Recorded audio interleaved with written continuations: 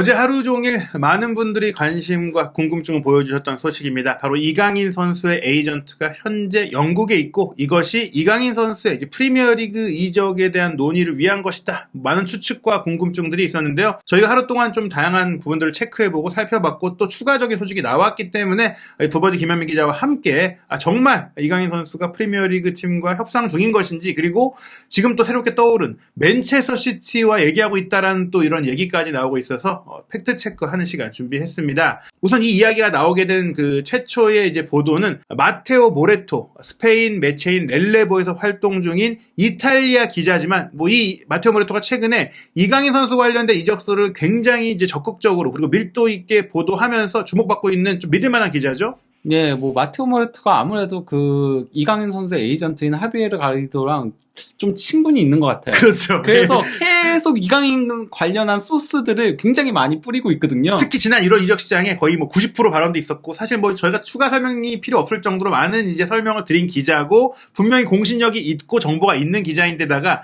굉장히 많은 그런 그 트위터 멘션들이 조금 이강인 선수 쪽으로 우호적이다 보니 이거는 선수 측 소스일 가능성이 좀 있겠구나라고 얘기를 드렸었는데, 이 마테오 모레토가 이제 현지 시간 기준으로 4월 12일에 흥미로운 그 트위터 멘션을 올렸어요. 뭐냐면요, 이강인과 앞대 에잘줄리의 대리인 하비에르 가리도는 지금 잉글랜드에 있다. 이거를 자신의 소셜미디어에 남겼는데, 앞으로 며칠간 이적 협의가 있을 것이라는 것을 배제할 수 없다라고 했는데, 이게 실제로 협상 때문에 간 건지 아닌지는 모르겠지만 그럴 가능성이 좀 농후하다라고 얘기하면서 이제 사진을 올렸는데, 이게 하비에르 가리도가 개인적으로 운영하고 있는 비공개 SNS의 인스타 스토리, 즉 24시간 동안만 떠 있다가 사라지는 거기에 올라온 건데, 영국에 있다라고 자기가 이제 태그까지 달아놨거든요. 네. 근데 이제 저 사진 자체가 맨체스터다. 예. 왜냐면은 저 그 건물 자체가 저기 스페인 국기도 있잖아요. 예. 저게 스페인 어학원이라고 하더라고요. 세르반테스 뭐라고 하더라. 제가 정확하게 이름이 다 기억은 안 나는데 길어서요. 예. 하지만 그 어학원이고 그 건너편에 힐튼 호텔이 있대요. 예. 힐튼 호텔에서 이거는 찍은 사진이 분명하다라고 얘기들이 나오면서 그러면은 가리도가 힐튼 호텔에 현재 머물고 있는 게 아닌가라는 이제 추정들이 나오고 있는 거죠. 네, 처음에 영국이라고 하면 나왔기 때문에 런던인가?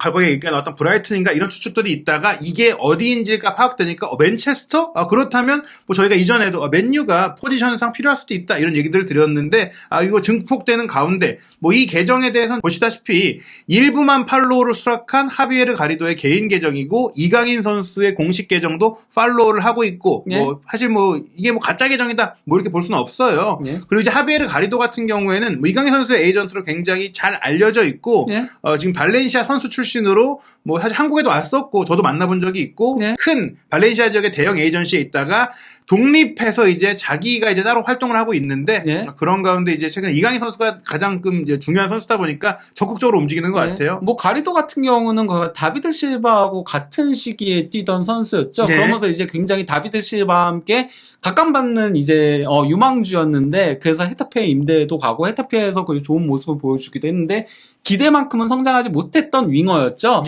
그런 가운데 이제 적절히 무난하게 선수 생활을 마치고 이제 발렌시아 지역에 발렌시아 선수들 중심으로 에이전트 일을 이제 시작을 했고, 지금까지 이제 이어오면서 지금 이강인 선수가 최대 성공작이다 이런 얘기를 듣고 있는데, 어쨌든 가리도가 앞서 보여드린 그 게시글 이후에 또 하나의 인스타 스토리를 올렸는데, 이게 굉장히 이 추측들의 세기를 박는 사진들이 공개가 됐어요. 일단 맨체스터 시티의 사진을 올린 거죠.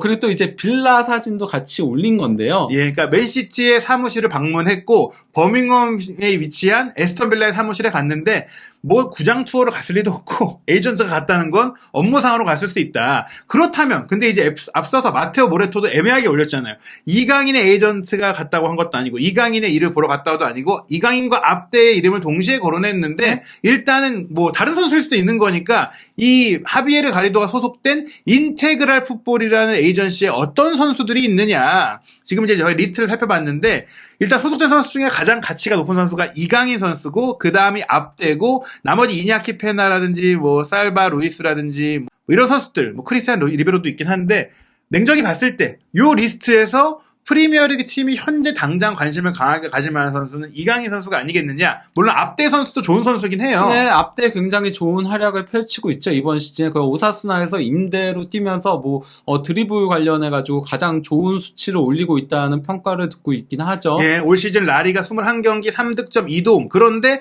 일단 공격 포인트 자체가 윙포워드인데 이강인 선수보다 적고, 그리고 출전 비율이라든지 팀 영향력도 이강인 선수가 적은 상태고, 무엇보다 이 선수가 말씀하신 대로 현재도 바르셀로나 소속이에요. 네, 다만 이제 그 앞대가 떠날 가능성은 있다는 얘기들은 계속 나오고 있어요. 스페인 현지 예. 쪽에서. 그래서 이제 바르셀로나는 붙잡고 싶어 한다는 얘기들도 나오고 있긴 예. 하거든요. 예, 그래서 떠날 가능성을 아예 배제할 수는 없는데 이 선수의 어쨌건 주 포지션이 왼쪽 윙이잖아요. 예. 그냥 오른쪽 윙도 뛴다라고 표기는 되어 있지만 사실상 왼쪽 윙이라고 봐야 되거든요. 그럴 경우에 그러면은 지금 맨시티에서 가장 영입이 불필요한 포지션이 왼쪽 윙이죠. 예. 왜냐면 그릴리시가 터졌으니까. 예. 그릴리시하고 포든하고 두 명이 그쪽에서 경쟁하고 있는 건데 거기에 끼어들 자리는 없다고 봐야죠. 그리고 에스턴 빌라 같은 경우에는 이미 마테오 모레토 기자가 이강인 선수에게 관심을 갖고 있는 팀이라고 1월달에 얘기를 했고, 그 외에 영국 매체들까지도 이제 아스턴 빌라가 이강인 선수를 원하고 있고 에메리 감독이 관심을 가지고 있는 것은 사실이다라는 추가 보도가 나왔기 때문에 결국 맨시티도 에스턴 빌라도 앞대를 영입하기를 원하기보다는 이강인 선수와 링크가 있다. 게다가 에스턴 빌라 같은 경우에 최근에 성적이 급상승하면서 다음 시즌 스쿼드 강화는 절실한 상황이 됐잖아요. 예, 지금 워낙 기세가 좋다 보니까 유럽 대항전을 노릴 수 있는 상황인 거죠. 현재 6위에 올라가 있긴 합니다. 물론 브라이턴보다 2경기를 더 치르긴 했지만요. 하지만 지금의 기세를 유지한다면 최소한 유로파 컨퍼런스 리그라도 나갈 수가 있고, 예. 어찌됐거나 에메리 감독이 이런 유럽 대항전 가능성 이전인 1월 달부터도 이강인 선수를 원했다는 건 예. 충분히 이제 밀도 있는 그 협의가 진행되고 있다라는 것인데, 지금 이제 에스턴 빌라의 스쿼드, 특히 이제 미드필드 라인을 살펴보면 원할 만한 이유가 있을 것 같아요. 현재 그 아스턴 빌라가 4-2-2 포메이션을 쓰고 있거든요. 그러니까 물론 4-4-2로도 표기도 되긴 하는데 사실상 4-2-2-2예요. 그런데 이제 공격형 미드필더 두 자리에 제이콥 램지와 이제 맥긴, 부엔디아를 쓰고 있어요. 근데 쿠티뉴 같은 경우는 물론 지금 부상 후 빠져 있긴 하지만은 조금 쿠티뉴 자체를 에메리 감독이 그렇게 중용하진 않았어요. 그리고 또 이제 공격진에도 와킨스하고 베일리하고 잉스하고 또 이제 부엔디아가 올라가서 뛸 때도 상당히 있었거든요. 예. 그런데 이제 잉스 같은 경우도 그렇게 중용받지 못하고 있고, 그러다 보니까 이쪽 포지션에 조금 뎁스 강화가 필요한 거죠. 예. 4-2-2-2이라고 봤을 때 왓킨스의 파트너로 세컨드 톱을 쓸 수도 있고, 혹은 예. 좌우 측면에 날개 없는 4-2-2-2, 날개 없는 4-4-2에서의 어떻게 보면 인사이드 미드필더 혹은 메잘라, 네. 공미 이런 역할들을 하면서 이강인 선수가 충분히 영향력을 발휘할 수 있는데, 이강인 같은 유형이 팀 내에 많지 않다. 그러니까 그나마 부엔디아 딱 한 명밖에 없다라고 봐야 되거든요. 쿠티뉴는 저는 거의 떠날 걸로 조금 예상을 하고 있어요. 워낙 안 쓰고 있기도 하고 부상도 많고 하다 보니까 그럼 쿠티뉴가 떠난다면은 그러면 부엔디아만큼 그렇게 창의적인 플레이를 할 수 있는 선수가 없어요. 그러니까 그 반대쪽에는 제이콥 램지와 맥긴이 둘이 스타일이 비슷하잖아요. 예. 그 둘로 이제 로테이션을 돌릴 수가 있는데 부엔디아 쪽은 그게 불가능하다는 거죠. 게다가 이제 트라우레하고 베일리하고 맥긴이 왼발잡이인데, 이제 부엔디아는 오른발잡이의 이제 플레이메이커고, 이강인 선수는 왼발잡이 플레이메이커인 가운데, 솔직히 트라우레하고 베일리는 스타일 자체가 거의 윙어이기 때문에 이강인 그렇죠. 선수가 겹치지 않고, 맥긴도 사실 풍부한 활동량을 갖고 좀 이제 좀 살림꾼 역할까지 함께 하니까 이강인 선수라는 이제 왼발 공미의 필요성이 있기도 하죠. 사실 그러니까 그 위치가 중요한 게 아니고요. 네. 역할이 중요한 거예요. 그렇죠. 에메리 감독은 역할로 나누거든요. 그러니까 와킨스가 스트라이커의 역할을 하는 거고요. 베일리라던가 잉스가 이제 침투 역할을 하는 거고요. 부엔디아가 창의적인 역할을 하는 거고요. 램지나 이제 맥긴이 중원까지 싸워주는 그런 역할을 하는 겁니다. 예, 그러니까 현재 이 포메이션을 봤을 때는 부엔디아의 자리에 이강인 선수가 그대로 들어가서 이제 플레이를 하는 것이 무리가 없고, 말씀하신 대로 그 앞에 베일리로 갈 수도 있고, 부엔디아가 올라갈 수도 있고, 여러 조합이 가능하기 때문에 네. 현재 이강인 선수가 갈 자리가 에스턴 빌라에 분명히 있다. 사실 그 스페인 감독들이 더 그렇게 얘기하잖아. 포지션으로 얘기하지 않고 그렇죠. 역할로 예. 표현을 하잖아요, 선수들의. 그렇기 때문에 이제 이강인 선수를 분명히 빌라가 원하는 것은 이제 분명해 보이는데요. 네. 다만 이제 맨체스터 시티가 노릴까라는 것은 저희가 크게 상상해보지 않았고, 오히려 당시 1월 이적 시장 당시에 이제 후안미 산체스 기자가 빅6에도 원하는 팀이 있다라고 했을 때, 그러면은 에릭센도 당시에 부상이었고, 에릭센도 나이도 있고, 심지어 그 미드필드 포지션에 어떻게 됐거나 네. 이제 보강 보강이 필요한 맨유가 아닐까라는 추측과 예상들이 있었는데 그리고 맨유가 실제로 고려까지는 했었다라고 그렇죠. 알고 있어요. 예. 그런데 단지 이제 이적료 자체를 지불할 능력이 현재 그가 매각 예. 대상이다 보니까 맨유 자체가 그래서 쓸 수 없다 보니까 자비처를 데려오게 됐던 거였죠. 예, 뭐 사실 맨유도 아예 없던 얘기는 아니다. 다만 이제 지금 분명히 가리도가 맨시티에 갔기 때문에 그렇다면 맨시티가 뭔가 얘기를 했다는 것인데 실제로 맨시티는 오래전부터 이강인 선수에게 관심이 있던 팀은 맞아요. 예, 맨유는 현재는 그 케인 관련해서도 이미 얘기가 나왔잖아요. 예. 로마노 기자가 얘기를 했잖아요. 지금 케인의 내부 논의조차 할 수 없다. 왜냐면은 구단 매각이 어떻게 될지가 결정이 안 됐기 때문에 예. 그게 되고 나서나 이제 할 수 있기 때문에 이강인 선수와 협상 자체를 할 수 있는 상황이 아니죠, 맨유는. 그렇죠. 그런 가운데 이제 맨시티는 저희가 뭐 이전에도 말씀드렸지만 발렌시아 유스 때 실제로 공식 제안을 했고 이강인 선수도 맨시티로 가는 것에 좀 마음이 열려 있었고 다른 선수는 실제로 가게 됐지만 발렌시아가 잡아서 이제 잔류를 했던 바가 있고 물론 뭐 예. 만 16세 때는 이강인 선수가 거절했어요. 예. 그때는 발렌시아에 남고 싶어 예. 해가지고 그랬었는데 이제 2020년 이때는 이강인 선수도 가는 거를 고려를 했었던 예, 거였죠. 그런 과정 속에 이제 뭐 관심을 가졌다. 실제로 맨시티가 뭐 이제 발렌시아 선수라든지 혹은 스페인 유망주들을 많이 눈여겨봤었어요. 네. 그러다가 지금 다시금 얘기가 나오는 것, 사실 어떻게 된 것이냐라고 봤을 때 과르디올라 감독의 이제 스타일을 좀 얘기 드리고 싶은데 과르디올라 감독이 뭐 자연스럽게 이강인 선수 같이 공 잘 차고 길 잘 보고 뭐 이런 탈압박 좋은 선수들을 좀 선호하죠. 네, 뭐 그렇다고 할 수 있는데요. 거기다가 이제 뭐 3-2-4-1 포메이션을 쓰면서 최근에는 이제 공격형 미드필더를 2명 배치하는 형태로도 가져가고 있죠. 수비 숫자를 하나 더 늘리면서요. 예, 게다가 이강인 선수가 뭐 마요르카에서 측면 역할도 굉장히 잘해주는 모습을 보이면서 또 왼쪽에 정발 윙어로까지 뛰니까 크게 봤을 때 이 3-2-4-1 포메이션에서는 이강인 선수가 뛸 수 있는 위치가 굉장히 많다, 전술적으로. 물론 그 중에서도 가르디올라 감독이 원하는 역할이 분명히 있을 것 같은데, 네. 현재 이제 맨시티의 2선 혹은 측면, 미드필드 자원을 고려한다면, 이강인 선수를 원할 만한 부분은 어떤 대목일까요? 저는 그러니까 이것도 결국은 역할적인 부분을 주목을 해야 된다라고 생각을 하는데요. 저희가 생각할 때는 뭐 그러면 더브라이너의 대치자 아니냐 이렇게 쉽게 생각할 수 있잖아요. 예. 하지만은 그렇지가 않습니다. 왜냐면 역할상의 문제이기 때문인 건데 저는 그렇기 때문에 도리어 귄도안이나 베실바의 대치자가 될 가능성이 높다라고 보고 있어요, 개인적으로는. 예, 게다가 균도안 같은 경우에 현재 나이가 만 32세고 사실 점차 이제 전성기가 끝나가고 있는 네. 선수이기 때문에 게다가 계약 기간도 올여름에 이제 끝난단 말이죠. 네. 결국에는 어찌됐거나 올여름에는 이제 이 선수의 뒤를 이을 선수가 필요한데 그리고 또 이제 베시바 같은 경우는 워낙 뭐 바르셀로나가 계속 원하고 있다는 보도들이 있긴 하죠. 그리고 베시바도 바르셀로나를 가는 거를 선호한다라는 얘기들이 있었고요. 예, 그리고 이제 왼발잡이 이제 윙포워드인 마레즈, 뭐 이강인 선수가 이 자리를 볼 거라고 생각하진 않지만 어찌됐거나 왼발을 잘 쓰는 측면 자원이 또 나이가 많다라는 점은 전반적으로 봤을 때 이제 왼발을 잘 쓰는 이선 선수가 필요하다. 근데 이제 또 하나 좀 주목할 부분이 맨시티는 이제 거액을 들여서 주드 벨링엄을 영입할 수 있다는 얘기들이 나오고 있고 네. 그렇다면 이제 이강인 선수가 필요하겠느냐. 네. 이거는 이제 그 디에슬레틱의 그 샘리 기자, 맨시티 전담 기자죠. 예, 올린 그 칼럼을 조금 보면은 어느 정도 이해가 가는 부분이 있어요. 이 기사 제목이 일단 뭐냐면요.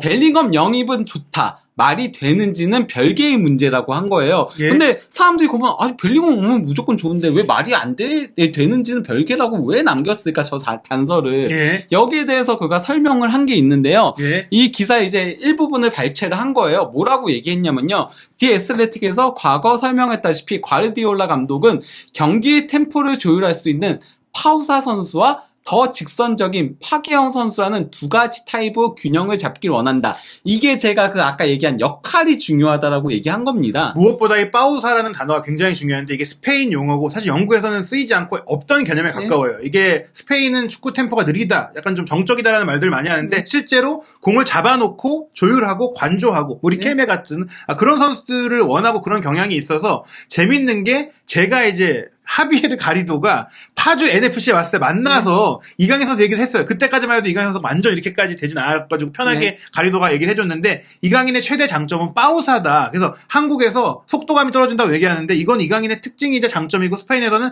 좋게 본다고 했었거든요. 그리고 이런 선수가 많지 않다고. 네. 근데 이 파우사라는 단어가 바로 펩이 원하는 그 능력이라는 거예요. 예, 그런데 그러면서 이제 예를 들면 홀란과 더브라이너의 주변의 과르디올라 감독은 베실바와 로드리, 귄도안, 그릴리시, 마레즈 같은 볼을 더 오래 소유하거나 짧은 패스를 할 수 있는 선수들을 배치해 그들, 그러니까 홀란과 더브라이너죠. 의 접근 방식을 상쇄하려고 노력했다. 이 아이디어는 선수들이 올바른 위치에 들어갈 시간적 여유를 주면서, 이게 그 홀란과 더브라이너가 빈 공간으로 들어갈 수 있는 그 여유를 주면서 그들 사이에 큰 공간이 없도록 한다는 것이고, 동시에 또 이렇게 볼을 소유할 수 있게 되면은 소유권을 잃을 시 팀이 효율적으로 역압박할 수 있다는 걸 의미한다. 그러니까 공을 쥐고 있으면 이제 침투 타이밍을 찾아 움직일 수 있는 그러니까 시간을 벌어줄 수도 있고, 물론 그로 인해서 공간이 좀 줄어들 수 있겠지만 우리 선수들도 많이 올라가서 장악을 해주니까 설사 공격이 끝나도 바로 거기서 압박해서 끊어내고 다시 공격할 수 있으니 결국에 이제 공을 잘 다루는 선수를 전방에 많이 두겠다는 얘기예요. 그러면서 이제 과르디올라에 따르면 만약 시티에 지나치게 많은 파괴적인 선수들만 있다면 그들은 자주 상대 역습에 공간이 열릴 것이고 경기의 지배력을 잃게 될 것이다. 이것이 필포든이 이번 시즌 많이 뛰지 못하는 이유이다. 그는 더브라이너, 홀란과 같이 그의 경기에 다른 기여를 추가하려고 노력하고 있다. 그가 빠르게 가려고 한다는 거죠. 예, 그러면서 그가 미드필더나 윙에 뛸 때는 많은 파워사 선수들과 함께하고 있다.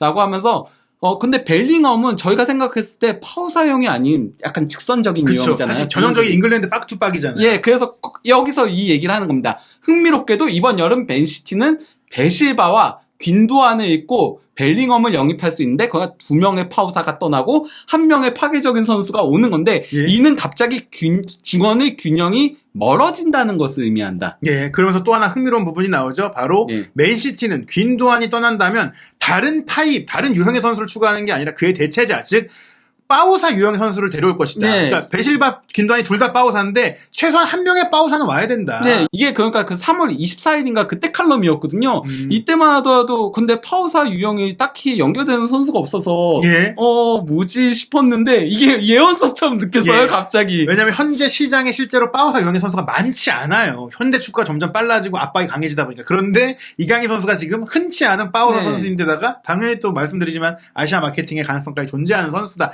게다가 맨시티가 올여름에 이제 한국에 뭐 올 수 있다라는 얘기들, 온다라는 얘기들이 많이 나오고 있어요. 예, 거기다가 이제 샘리 기자가 이게 그 2020년에 파우사에 대해서 처음 설명한 칼럼이었거든요.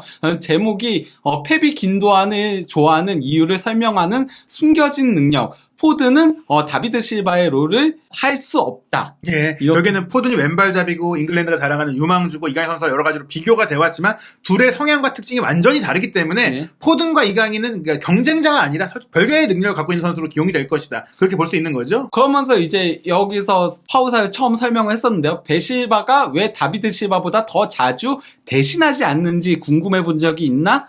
왜 균도안이 펩으로부터 그렇게나 신뢰를 받고 있고 또는 필포든이 이제 미드필더보다 공격수로 여겨지는 이유는 그냥 물론 베실바도 파우사 유형의 선수긴 해요. 하지만 다비드 실바가 그 부분에 있어서는 조금 더 뛰어나니까. 뭐 사실 다비드 실바는 대선수죠. 그런 능력에 있어서는. 대답은 파우사, 즉 파우사의 부족이다. 그리고 실제로 이강인 선수가 가장 많이 비교되는 선수가 다비드 실바거든요. 결국에 이 파우사 능력을 갖고 있는 선수를 찾다 보니 이강인 선수가 레이더망에 걸렸다라고 이제 유추할 수 있겠습니다. 그러면서 이제 파우사는 무엇인가? 이 용어는 스페인과 남미에서 쓰는 용어로 짧은 순간이라도 볼을 발에 올려놓고 적절한 순간을 기다리는 선수들에게 적용되는 용어이다.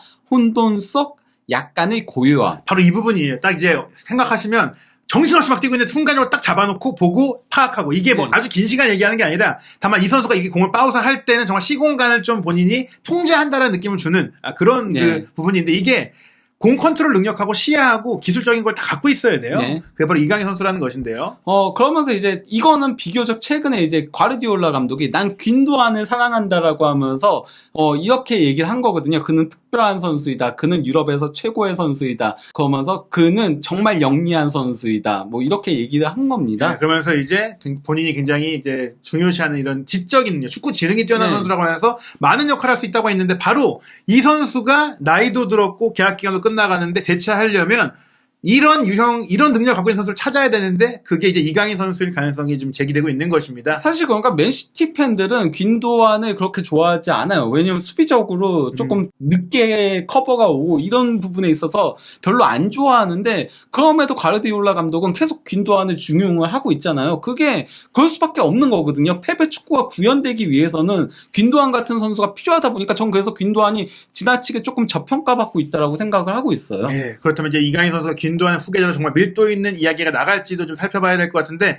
한주TV에서는 뭐 아시다시피 이강인 선수에 관련된 소식들을 스페인 현지에서 뭐 발렌시아 시절도 그렇고 전반적으로 하비에르 가리도와 또 네트워크가 있는 기자들을 연결해서 소식을 많이 전해드렸었는데, 저희가 지금도 좀 더 밀도 있게 현지의 독점 정보를 찾기 위해 좀 노력하고 있거든요. 새로운 소식이 전해지면 여러분들께 전달드릴 예정이고, 또 이제 이강인 선수가 올 시즌을 끝으로 사실상 마요르카를 이제 떠날 가능성이 굉장히 높은데, 잔여 경기 일정들이 확정이 됐습니다. 4월 18일 화요일 새벽 4시에 셀타비고와 원정 경기 치르고요. 4월 24일 월요일 새벽 1시 30분에는 헤타페와 홈 경기, 그리고 이강인 선수와 링크가 됐던 아틀레티코 마드리드와 원정 경기가 4월 27일 목요일 새벽 2시 30분으로 이제 결정이 됐습니다. 이 경기들에서 또 활약이 이어진다면 더더욱이나 이강인 선수를 원하는 팀들이 늘어나지 않을까 싶어요. 그리고 또 마요르카가 이제는 강등권하고 승점차가 굉장히 많이 줄어들었어요. 예. 6경기 연속 승리가 없으면서 지금은 조금 마요르카도 위험해진 상태거든요. 순위는 여전히 12위지만은 승점차가 크지 않기 때문에 이제는 승리가 필요한 시점입니다. 예, 이강인 선수의 경기 활약도 계속해서 지켜보면서 또 지금 제기되고 있는 이적설에 대한 이제 소식들, 그버지 김영민 기자와 함께 업데이트 해드리도록 하겠습니다.